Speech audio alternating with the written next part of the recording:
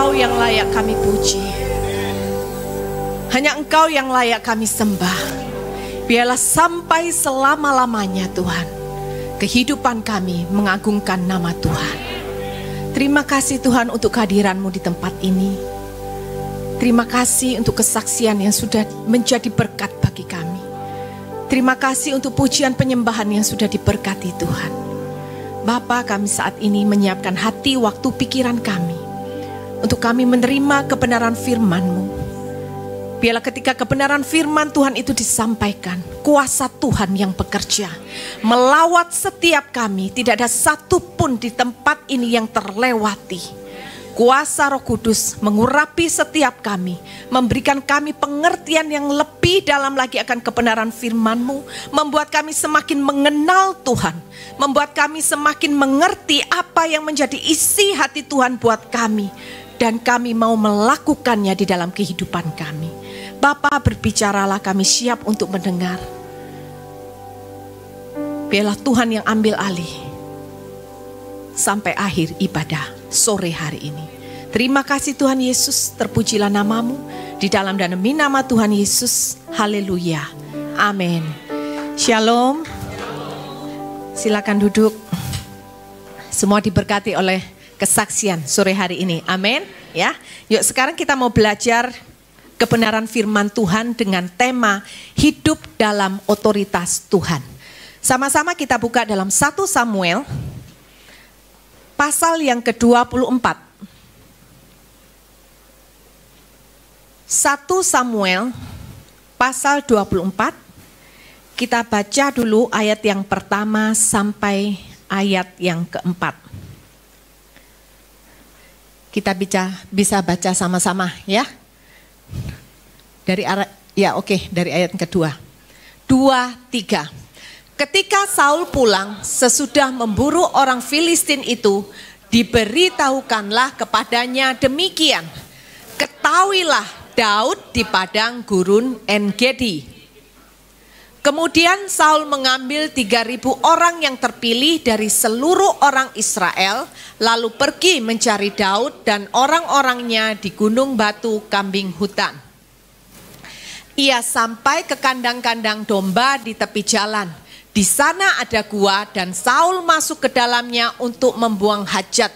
Tetapi Daud dan orang-orangnya duduk di bagian belakang gua itu. Ya, kalau kita mau lihat ya jalan ceritanya, apa yang barusan kita baca. Pada waktu itu Saul diinfokan di mana Daud itu berada, ya, sehingga Saul kemudian memilih 3.000 pasukannya untuk mengejar Daud. Dan kemudian mereka masuk ke dalam gua itu dan ternyata di belakang, paling belakang di dalam gua itu ternyata sudah ada siapa? Sudah ada Daud. Jadi Daud berada di sini, Saul berada di depan, dan apa yang dilakukan oleh Saul? Dia sedang membuang hajat, ya. Namanya orang buang hajat lagi dalam kondisi sigap enggak? Dalam kondisi siap enggak? Enggak, tapi apa? Nyantai, enggak tahu, dia enggak siap, dia enggak siaga. Sekalipun dia pintar perang, tapi pada waktu itu dia enggak siap siaga. Dan Daud tahu bahwa Saul itu memburu dirinya, betul? Saul ini iri hati sama Daud sehingga ingin membunuh Daud. Dan Daud tahu ketika Saul masuk ke gua itu, Daud ini mengerti bahwa kehadiran Saul di sana untuk membunuh dia. Nah, kemudian kalau kita baca kembali ya, kita lanjutkan baca di ayat yang kelima. Lalu berkatalah orang-orangnya kepada Daud, apa katanya? Telah tiba hari yang dikatakan Tuhan kepadamu, sesungguhnya aku menyerahkan musuhmu ke dalam tanganmu, maka perbuatlah kepadanya apa yang kau pandang baik. Maka Daud bangun lalu memotong punca jubah Saul dengan diam-diam. Dikatakan di sana di ayat yang kelima, lalu berkatalah apa? Orang-orangnya, bukan hanya satu orang saudara, tetapi orang-orangnya, berarti semua pasukan Daud, orang-orang yang beserta dengan Daud, mereka semua kompak Mereka semua satu suara mengatakan kepada Daud apa? Hei Daud, luar biasa loh ya. Ternyata hari ini tibalah harinya Tuhan, di mana Tuhan akan menyerahkan musuhmu ke dalam tanganmu. Jadi jangan tunggu lama lagi, ayo engkau segera bunuh itu Raja Saul supaya kehidupanmu bebas. Itu yang dikatakan pasukan Daud kepada Daud. Tetapi apa yang dilakukan oleh Daud? Apakah dia membunuh Saul? Enggak. Apa yang dilakukan? Dia hanya potong jubah Daud, hanya punca jubah Daud secara diam-diam. Yang dia potong itu hanya ujung dari jubahnya, hanya bagian kecil. Dia tidak berani menyentuh bagian dari tubuh Saul, hanya jubahnya aja dia potong dari belakang. Saudara, kalau saudara jadi Daud, kira-kira apa yang saudara lakukan? Wah, ini memang Tuhan yang jadi pembelaku gitu ya. Orang yang iri hati, orang yang ingin membunuh aku, tetapi hari ini Tuhan sudah serahkan ke dalam tanganku. Jadi hari ini tidak perlu tunggu lama lagi, aku akan bunuh dia pakai tanganku. Itu kalau kita. Tetapi Daud berbeda. Kalau diambil pungutan suara pada waktu itu, saudara ya, orang-orangnya berkata, artinya semua orang di tempat itu mereka satu suara mengatakan apa? Bunuh Saul, karena ini datang daripada Tuhan. Tetapi hanya Daud, dia sendiri, dia berkata tidak. Sekalipun Daud punya kesempatan, dia didukung oleh orang-orang, tapi Daud memilih dia berseberangan. Hanya satu orang melawan seluruh pasukannya. Daud itu tidak gentar. Ini adalah contoh orang yang hidup di dalam otoritas Tuhan. Dia tidak berani membunuh Saul. Karena apa? Tuhan tidak pernah memerintahkan Daud untuk membunuh Raja Saul. Amin, saudara. Sekalipun orang-orangnya berkata gini, ayo Daud, engkau kan sudah tahu bahwa Tuhan sudah berjanji kepadamu bahwa musuh-musuhmu akan diberikan Tuhan kepada engkau supaya engkau tumpas habis. Memang benar iya, Daud itu mengalahkan banyak sekali musuh-musuhnya daripada Saul. Oleh karena itu sampai Saul itu iri hati ya. Karena apa? Saul mengalahkan beribu-ribu musuh, tetapi dikatakan Daud mengalahkan berlaksa-laksa. Lebih banyak yang dibunuh oleh Daud daripada Saul. Kalau kita berpikir secara logika, kalau Daud pada waktu itu dia berpikir secara logika, oh ya benar, memang Tuhan sudah berjanji semua musuhku akan diberikannya kepadaku. Tetapi hari itu Daud tidak berani untuk dia sedikit saja menjamah Saul. Karena apa? Daud tahu bahwa kehendak untuk membunuh Saul bukanlah datang daripada Tuhan. Orang yang hidup di dalam otoritas Tuhan, dia tidak berani melangkah sebelum dia menerima perintah yang datang daripada Tuhan. Bahkan ketika waktu itu Daud hanya satu orang melawan seluruh pasukannya, dia berani berseberangan. Hari ini saudara, coba kita tanya sama kehidupan kita. Kita ini orang percaya yang hidup dalam otoritas Tuhan atau tidak?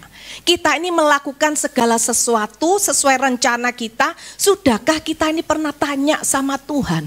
Ataukah kita ini menjadi orang percaya yang membuat rencana sendiri, kemudian kita hanya datang kepada Tuhan, kita berkata, Tuhan ayo tok ACC, ini loh rencanaku. Orang yang hidup dalam otoritas Tuhan, dia tidak seperti itu. Secara daging buat Daud lebih enak kalau Saul itu mati, betul? Supaya apa? Dia tidak perlu lari lagi, pindah-pindah ke lain tempat, dia tidak perlu lagi sembunyi. Dia bisa hidup dengan tenang, dia bisa hidup dengan damai. Tetapi orang yang hidup di dalam otoritas Tuhan, dia meletakkan kepentingan Tuhan di atas segala-galanya daripada kepentingan dirinya. Ini adalah orang yang benar-benar mengasihi Tuhan. Dia adalah Daud.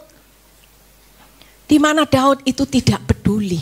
Hari ini bisa enggak kalau kita memutuskan segala sesuatu karena kita tahu ini datang daripada Tuhan.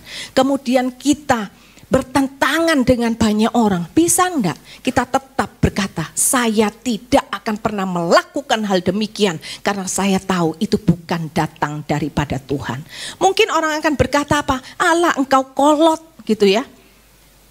Kamu itu aneh, enggak apa-apa saudara. Mungkin kita dianggap fanatik, enggak apa-apa. Kita dianggap aneh, kita dianggap fanatik. Selama kita mengikut apa yang Tuhan perintahkan, maka kita adalah orang benar di hadapan Tuhan. Amin. Bahkan menurut saya sebagai orang percaya, kita enggak bisa menjadi orang percaya yang biasa-biasa. Justru kita perlu fanatik.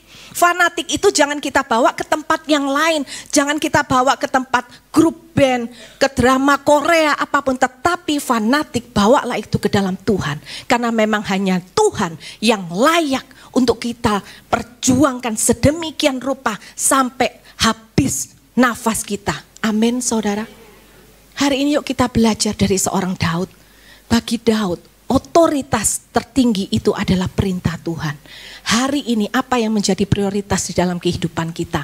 Keinginan kita, kesenangan kita, apa yang kita mau, ide-ide kita. Ataukah yang menjadi otoritas, prioritas tertinggi dalam hidup kita?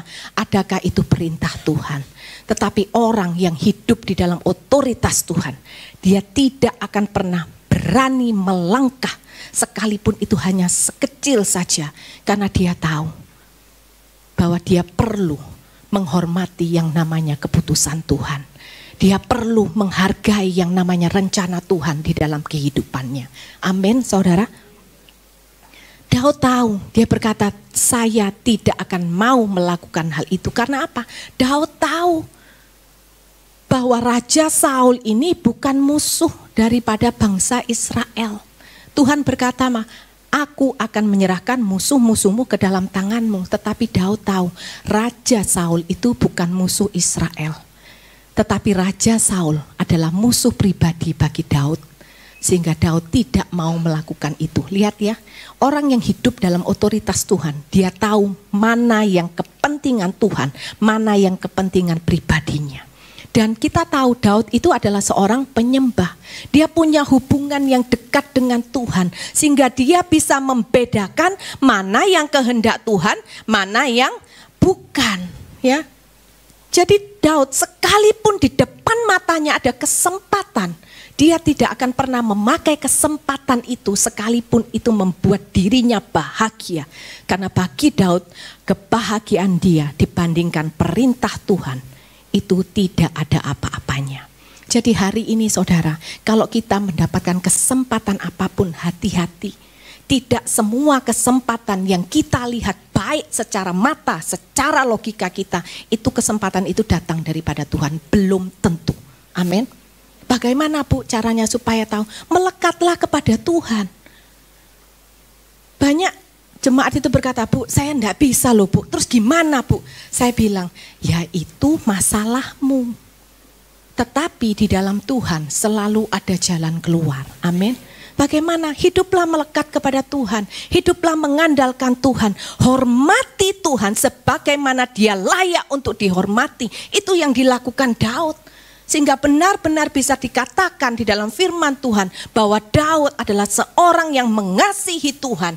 Dia adalah orang yang hidup di dalam otoritas Tuhan. Hari ini bagaimana kehidupan kita?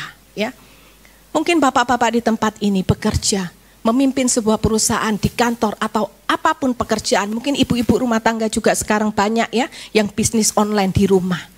Ketika kesempatan itu datang, berani enggak kita tanya dulu sama Tuhan? Dari berapa tahun yang lalu saya dengan suami itu sepakat kita berdoa. Bukan saya dengan suami itu enggak suka uang. Siapa di sini yang enggak suka uang? Boleh angkat tangan? Supaya kita tabiskan sama Pak Bambang menjadi orang kudus di tempat ini. Hamba Tuhan kalau lihat uang juga senang, betul ya Pak? Betul. Tapi beda, kalau hamba Tuhan dapat uang bukan dipakai untuk foya-foya, tapi untuk kerajaan Allah di muka bumi ini. Amin. Ini nggak ada pesan sponsor loh ya. Nah, jadi kita harus bisa membuat satu keputusan. Saya dengan suami beberapa tahun lalu kita sepakat untuk berdoa. Ketika ada satu pekerjaan, suami nggak langsung bilang iya, tetapi dia bawa dulu dalam doa, sepakat dengan saya. Dan kami berdoa, kami bilang sama Tuhan, Tuhan, kalau memang berkat ini datang daripada Tuhan, biarlah itu boleh menjadi bagian kami. Tetapi kalau tidak, Tuhan buang jauh-jauh. Secara daging, ngeliat angka dalam dolar, mata saya juga kling kling kling kling kling kling gitu ya. Tetapi belajar untuk kita hidup di dalam otoritas Tuhan itu tidak mudah. Tetapi ketika kita menemukan segala sesuatu itu tidak mudah, bukan berarti kemudian kita menyerah. Wis Tuhan, enggak apa-apa lah ya Tuhan, namanya juga masih manusia loh Tuhan, bukan malaikat. Enggak apa-apa lah Tuhan, lain kali Tuhan baru saya tanya, yang kali ini sudahlah Tuhan, jingjai-jingjai dikit ya Tuhan. Nah itu maunya kita. Tetapi kalau kita tidak belajar mendisiplin diri kita sejak dini, apalagi sekarang umurnya kan sudah tua, betul? Jadi jangan lagi mau terlambat. Beranilah untuk mengambil keputusan. Aku adalah orang percaya yang mau hidup di dalam otoritas Tuhan. Karena buat apa kita menjadi orang percaya kalau yang kita lakukan hanya semau kita sendiri? Buat apa kita berkata Tuhan Yesus adalah Tuhan dan Raja di dalam hidupku kalau semua yang kita lakukan hanya untuk menyenangkan hati kita? Apa yang kita anggap baik kita buat. Apakah kemudian kita menghormati Tuhan dengan benar dengan sikap kita seperti itu? Saudara, mengikut Tuhan itu memang tidak mudah. Ada harga yang harus kita bayar. Tetapi ketika kita mau bayar harga, jangan pernah hitung-hitungan. Membayar harga sama Tuhan itu bukan hanya tentang persembahan, tentang perpuluhan. Tetapi membayar harga buat Tuhan itu adalah segenap hidup kita. Amin, saudara. Belajar yuk. Jangan jadi orang percaya yang biasa-biasa. Supaya satu hari kelak, ketika waktu kita sudah selesai di dunia, tidak akan lagi ada penyesalan. Mengapa orang itu, orang Kristen sudah ikut Tuhan berpuluh-puluh tahun, tetapi dia takut menghadapi kematian? Jawabannya hanya satu, karena dia tahu bahwa selama hidupnya, dia tidak mempersiapkan kematiannya dengan benar. Dia tahu selama hidupnya dia tidak berjuang untuk menjadi pengikut Kristus yang benar. Dia tahu selama hidupnya dia tidak berjuang untuk melakukan firman Tuhan dalam hidupnya. Sehingga ketika waktunya tiba, di situ dia takut banyak penyesalan. Tetapi sayang, mau dikata apa? Semuanya sudah terlambat. Hari ini kalau kita masih sehat, kita masih bernafas, saudara ada di gereja ini, bukan satu kebetulan saudara mendengar firman Tuhan ini. Bukan hanya buat saudara, tetapi juga mengingatkan buat diri saya sendiri. Jadi orang percaya, hiduplah di dalam otoritas Tuhan. Amin. Jangan kalau lagi saudara lagi mengalami pergumulan ekonomi, tiba-tiba mau ke gereja gitu ya, atau pulang gereja, biasanya gitu kan, pulang gereja ke toilet dulu, sampai di toilet menemukan tas, begitu dibuka, wah segebok uang. Baru saudara berkata, waduh Pak Gembala, saya mau bersaksi, Tuhan berkati saya. Gimana Pak ceritanya? Saya kemarin pulang dari gereja. Di gereja memang saya doa sungguh-sungguh. Saya berkata, Tuhan tolonglah aku Tuhan. Saat ini keadaanku sedang nol. Bahkan kalau boleh dibilang sudah minus Tuhan. Tolong Tuhan, tolong. Pak pulang dari gereja ke toilet. Nemu tas saya buka. Ya ampun, Tuhan kita itu hidup. Tuhan itu luar biasa gitu ya. Terus nanti baru Pak Gembala tanya, terus uangnya mana Pak?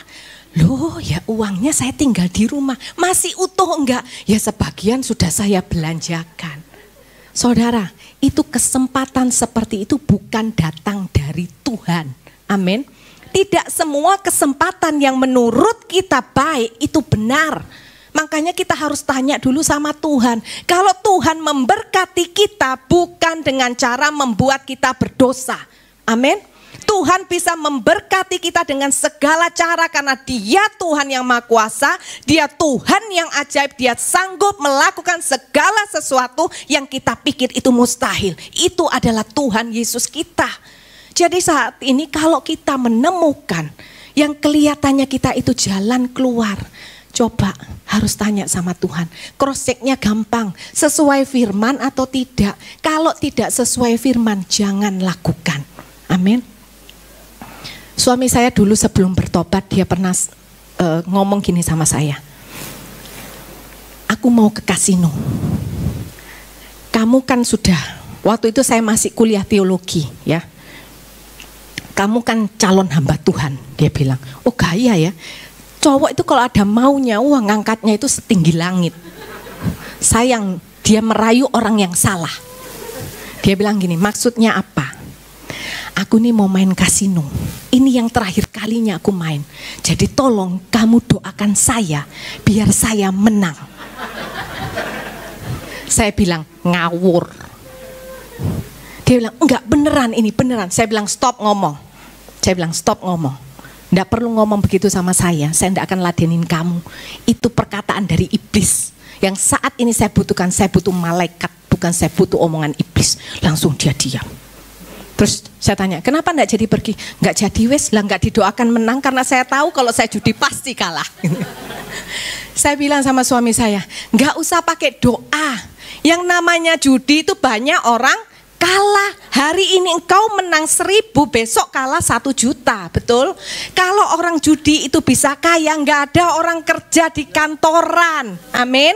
Kadang-kadang logika kita itu enggak dipakai, karena apa? Bahasa Perancisnya tuh kalau di Surabaya kita bilang apa? Keblinger. Keblinger itu apa ya Pak Bambang?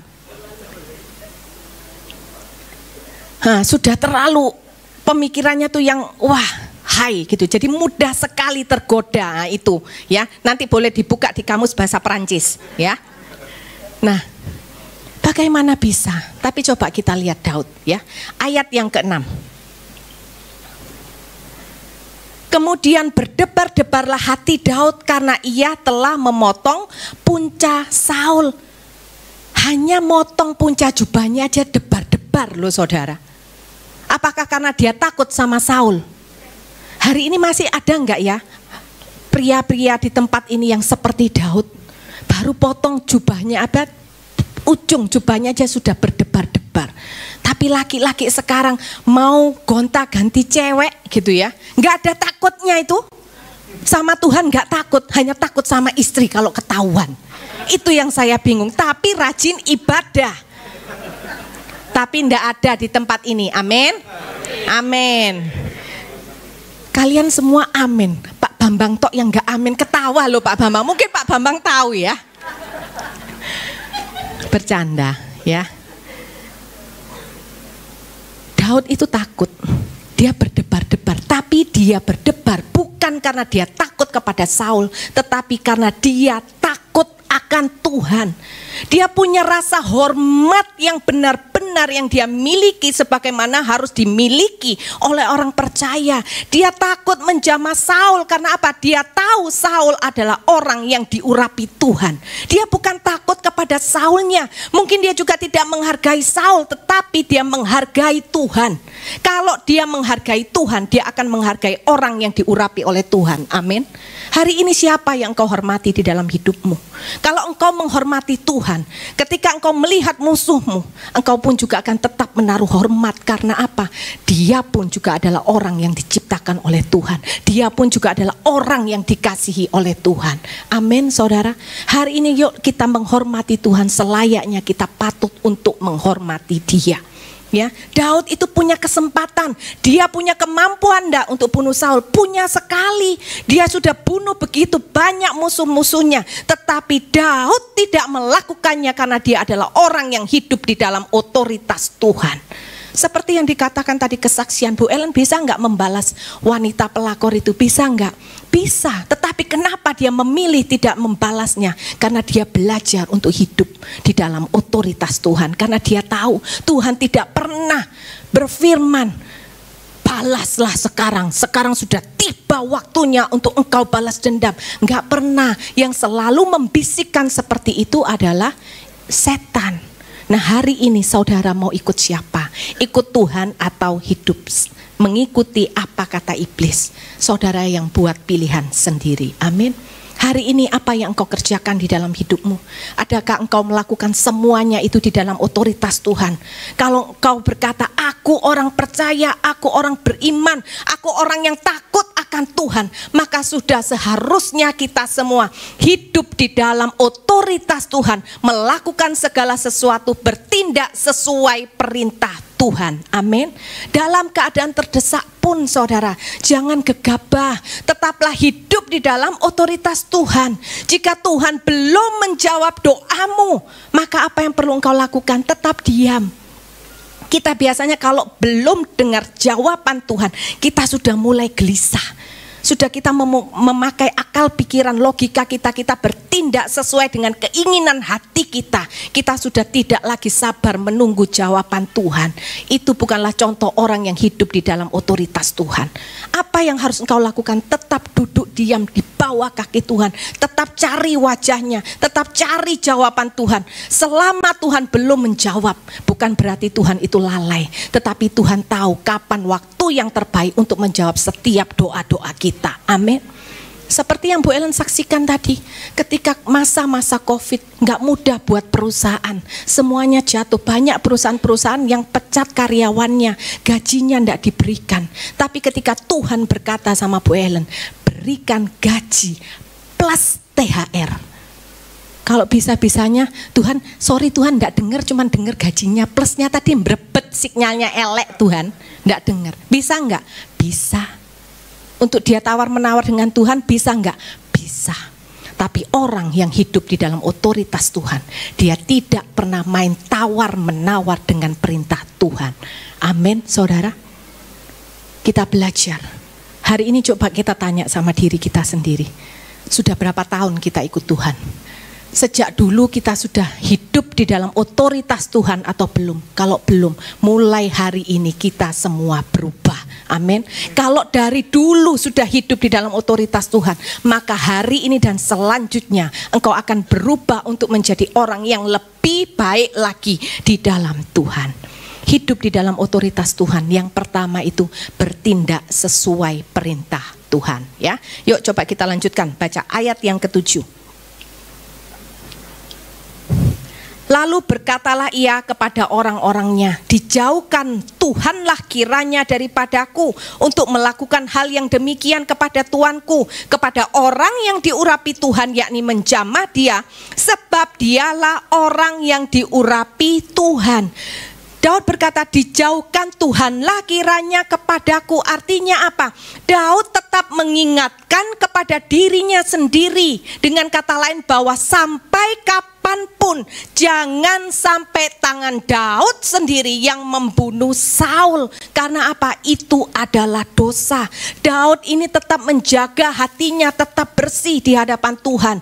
Dia menjaga hatinya bersih bukan hanya pada waktu dia bertemu dengan Saul di dalam gua, tetapi setelah dia bertemu dengan Saul, dia tidak mau membunuh Saul. Dia tetap mengingatkan kepada dirinya sendiri untuk menjaga hatinya bersih di hadapan Tuhan. Jadi Daud ini sudah punya komitmen, sekalipun ke depan nanti ada kesempatan lagi untuk aku bisa membunuh Saul, tetapi biarlah jangan sampai tanganku melakukan hal yang tidak terpuji, karena aku tahu Saul adalah orang yang diurapi oleh Tuhan. Amin, saudara. Orang yang hidup di dalam otoritas Tuhan itu menjaga hatinya itu tetap bersih. Sampai kapanpun Daud tidak akan pernah mau mencelakai Saul, dan itu komitmennya dia di hadapan Tuhan. Bahkan kemudian di ayat yang ke-8 kita lanjutkan ya. Dan Daud mencegah orang-orangnya dengan perkataan itu, ia tidak mengizinkan mereka bangkit menyerang Saul. Daud ini bahkan menjaga lagi hatinya bersih benar-benar dengan dia menunjukkan apa? Dia bukan hanya komitmen kepada dirinya, tetapi dia benar-benar ngomong sama pasukannya untuk apa? Jangan pernah engkau membunuh Saul. Dia buktikan bahwa bukan hanya dengan komitmen kepada dirinya, tapi dia buktikan hatinya bersih itu dengan tindakan. Benar-benar dia menjagai Saul, karena Daud takut nanti jangan sampai orang-orang Daud lah yang membunuh Saul. Dia menjaga, dia mencegah semua itu dengan dia berkata kepada mereka, jangan sampai ada yang membunuh Saul. Ya, kita lihat betapa Daud ini punya hati yang bersih, hati yang penuh kasih. Bagaimana dengan kita? menjaga hati bersih itu harus di hadapan Tuhan, betul? Kadang-kadang kita ini kalau di depan orang kita bisa baik, tapi di belakang orang kita ngomong kejelekannya. Di belakang orang kita bisa fitnah orang. Di belakang orang kita bisa tusuk dia dari belakang. Tapi kalau di depan, waduh manisnya minta ampun. Shalom, aduh kamu tambah cantik ya hari ini.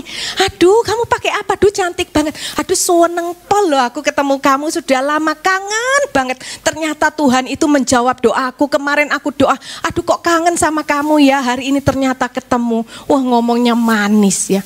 Begitu balik belakang bye, langsung angkat telepon teman yang satunya. Kamu tahu tidak tadi aku ketemu sama siapa? Bla bla bla bla bla bla. Nah, ya. Bisa enggak kita jaga hati bersih di hadapan Tuhan? Hari ini mungkin engkau mengalami perlakuan yang tidak adil dalam hidupmu. Engkau punya kesempatan untuk engkau menjatuhkan orang itu. Tapi belajar seperti Daud, orang yang hidup di dalam otoritas Tuhan.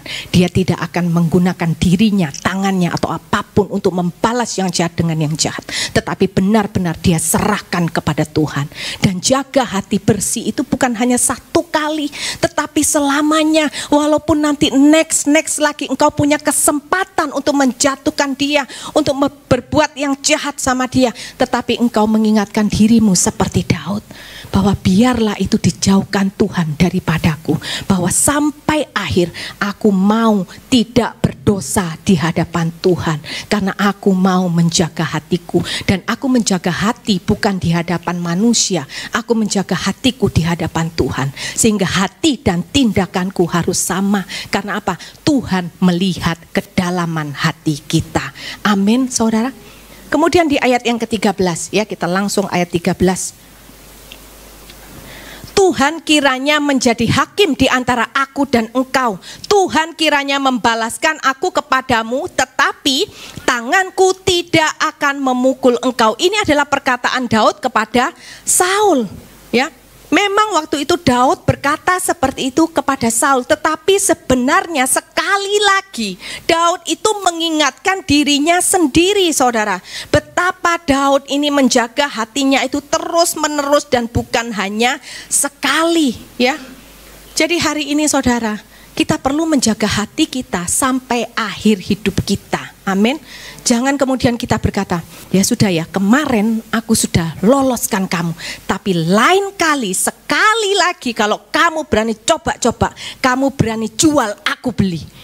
Loh, orang yang hidup dalam otoritas Tuhan itu menjaga hati, bukan disuruh transaksi. Amin. Kalau transaksi itu di pasar, nawar sama bakulan, itu benar. Tetapi orang yang hidup di dalam otoritas Tuhan itu jaga hati. Hari ini jika kita mengalami pergumulan, tetap jaga hatimu bersih di hadapan Tuhan. Dengan apa? Tidak bersungut-sungut.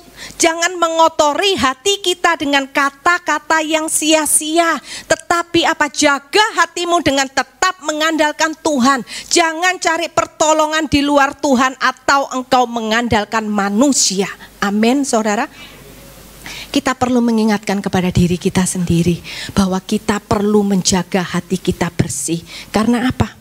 Masalah demi masalah itu bisa membuat hati kita itu berubah. Tidak lagi murni, tidak lagi bersih, tidak lagi tulus. Tetapi biarlah setiap kita selalu melekat kepada Tuhan. Biarlah Roh Kudus akan selalu memberikan kekuatan bagi kita untuk tetap menjaga hati kita. Tapi ada bagian yang harus kita lakukan ketika saudara dan saya mau menjaga hati. Bagaimana caranya? Arahkan pandangan iman kita hanya kepada Tuhan. Bukan kepada musuhmu, bukan kepada masalahmu, tetapi hanya kepada Tuhan. Sama seperti Daud. Daud ini berkata apa? Ada Tuhan di tengah-tengah mereka. Daud mengingatkan dirinya dan Daud berjanji kepada Tuhan bahwa dia tidak akan main hakim sendiri. Karena apa? Daud selalu menempatkan ada Tuhan antara dirinya dengan Saul. Amin, saudara. Itu adalah cara dia menjaga hatinya tetap bersih di hadapan Tuhan. Beda dengan Saul. Kalau Saul itu sudah berkata kepada Daud apa? Iya Daud, sorry ya tuwe puji, kemarin aku kilaf gitu ya. Tapi kali ini beneran deh, aku tidak akan kejar kamu lagi. Aku akan lepaskan engkau Daud. Tetapi apakah Saul menepati janjinya? Tidak. dia tetap mengejar Daud untuk membunuhnya. Karena apa? Saul tidak menempatkan Tuhan di tengah-tengah mereka. Saul tidak menempatkan Tuhan di dalam hatinya. Amin. Orang yang hidup di dalam otoritas Tuhan, dia akan selalu menempatkan Tuhan di dalam hatinya. Supaya apa? Dia menjaga hatinya tetap bersih, tetap benar di hadapan Tuhan. Menjaga hati bersih itu adalah syarat, saudara, supaya kita apa? Supaya kita bisa peka mendengar suara Tuhan, supaya kita bisa lebih mengerti apa yang menjadi kehendak dan rencana Tuhan dalam kehidupan kita. Amin. Kalau hari ini saudara berkata, Tuhan, aku mau lo jadi orang yang peka, aku mau lo Tuhan mengerti apa rencana Tuhan dalam hidupku, maka mulailah dengan menjaga hati kita bersih di hadapan Tuhan. Poin yang ketiga, hidup di dalam otoritas Tuhan. Maka percayalah, Tuhan yang akan bertindak sebagai pembela. Amin. Yuk kita baca di dalam ayat yang ke-16. Sebab itu Tuhan kiranya menjadi hakim yang apa? Memutuskan antara aku dan engkau. Dia kiranya memperhatikannya, memperjuangkan perkaraku dan memberi keadilan kepadaku dengan melepaskan aku dari tanganmu. Dikatakan apa? Kalau kita hidup di dalam otoritas Tuhan, maka Tuhan yang akan bertindak sebagai pembela kita. Berkata hakim yang memutuskan, tetapi tidak berhenti hanya sampai di sana. Juga dikatakan apa? Bahwa Tuhan akan memperhatikan, Tuhan akan memperjuangkan, Tuhan akan memberikan keadilan, dan sampai akhirnya Tuhan sendiri yang akan melepaskan kita dari tangan-tangan musuh. Tuhan sendiri yang akan memberikan jalan keluar bagi setiap masalah kehidupan yang saat ini kita alami. Amin, saudara. Nggak perlu takut hadapi apapun di dalam hidup ini. Kalau kita hidup sebagai orang percaya yang hidup di dalam otoritas Tuhan, maka apa? Tuhan yang bertindak sebagai pembela. Amin, saudara. Apapun hari ini persoalan kita, tetaplah berjalan dalam otoritas Tuhan. Maka percayalah, Tuhan yang akan bertindak sebagai pembela, Tuhan yang akan memberikan jalan keluar, dan jalan keluar Tuhan itu selalu yang terbaik bagi setiap kita. Amin. Tuhan Yesus memberkati. Yuk saya undang untuk PAW. Bisa tolong ditampilkan untuk PowerPoint-nya, untuk mengingatkan kepada setiap kita, apa sih hidup dalam otoritas Tuhan. Yang pertama, bahwa kita harus bertindak sesuai perintah Tuhan. Yang kedua, kita tetap menjaga hati kita bersih sampai akhir kehidupan kita. Dan percayalah, Tuhan bertindak sebagai pembela. Yuk kita bangkit berdiri sama-sama. Kita naikkan satu lagu.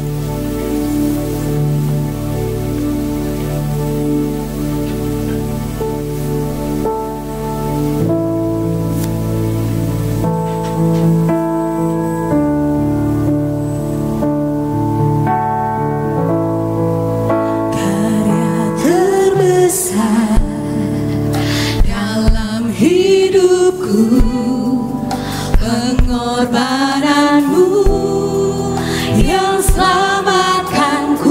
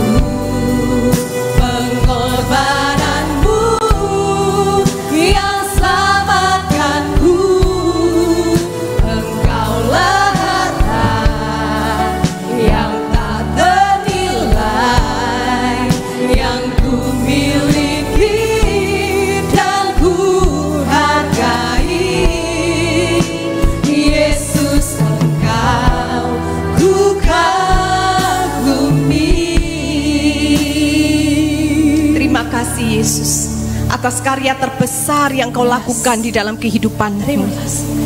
Biarlah kami belajar untuk menghargai. Biarlah kami belajar untuk menghormati pengorbanan Tuhan buat kami di atas kayu salib. Hari ini Tuhan, kami sudah mendengar pesan Tuhan bagi setiap kami.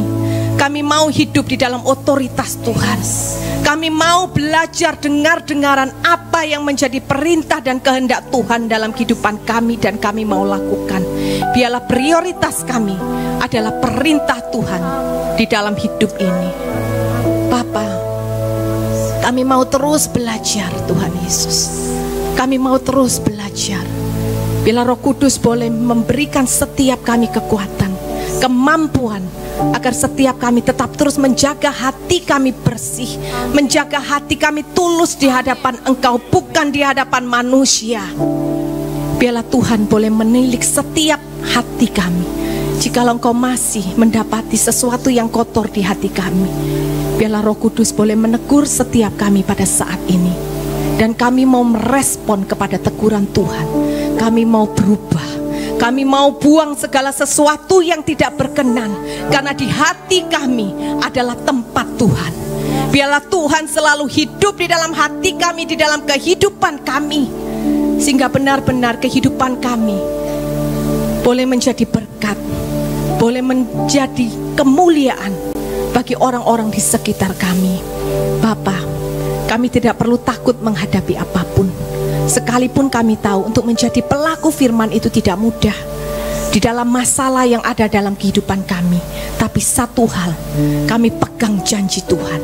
Jika kami hidup di dalam otoritas Tuhan, maka Tuhan sendiri yang akan menjadi pembela yang bertindak, Tuhan yang menjadi hakim, Tuhan yang memperhatikan, Tuhan yang menilai, dan pada akhirnya Tuhan akan memberikan jalan keluar, Tuhan memberikan kelegaan bagi setiap kami. Dan kami percaya pada waktu Tuhan yang terbaik, kami akan bersorak-sorai, karena setiap kami orang yang hidup dalam otoritas Tuhan, dia akan mengalami janji-janji Tuhan digenapi di dalam hidupnya. Terima kasih Yesus, terima kasih buat kebaikan-Mu. Terima kasih untuk pesan Tuhan bagi setiap kami. Tuhan, hamba-Mu terbatas, tetapi Roh Kudus bekerja. Kuasa Roh Kudus tidak terbatas. Bila Engkau tetap terus Tuhan berkarya bagi jemaat-Mu di tempat ini, buat mereka punya pengertian yang lebih dalam lagi akan pesan Tuhan pada sore hari ini, dan mampukan setiap mereka untuk melakukannya, sehingga setiap mereka menjadi pribadi-pribadi yang berkenan di hadapan Tuhan.